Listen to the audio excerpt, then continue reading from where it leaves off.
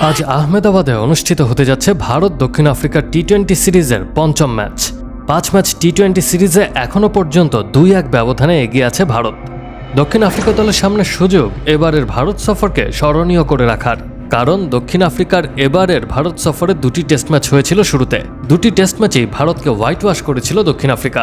পরবর্তীতে 3 match one day সিরিজে 2-1 ব্যবধানে দক্ষিণ আফ্রিকাকে হারিয়েছিল ভারত। চলমান টি-20 সিরিজে যদিও 2-1 ব্যবধানে এগিয়ে আছে ভারত, তবে আজকের ম্যাচে যদি দক্ষিণ আফ্রিকা জয়লাভ করে তবে টি-20 সিরিজটি 2-2 সমতায় শেষ হবে। তবে আজকের ম্যাচে যদি ভারত জয়লাভ করে তাহলে টি-20 সিরিজ হয়ে যাবে ভারতের। টি-20 সিরিজের প্রথম ম্যাচে কটকে দক্ষিণ আফ্রিকাকে 101 রানের বিশাল ব্যবধানে হারিয়েছিল ভারত। তবে দ্বিতীয় টি-20তে ঘুরে দাঁড়িয়েছিল দক্ষিণ আফ্রিকা, ভারতকে হারিয়েছিল 51 রানের ব্যবধানে। কিন্তু ধর্মশালায় অনুষ্ঠিত হওয়া তৃতীয় টি-20তে দক্ষিণ আফ্রিকা মাত্র 117 রানে অল আউট হয়ে যাওয়ার পর ভারত ম্যাচটি জিতে নেয় 7 উইকেটের বিনিময়ে।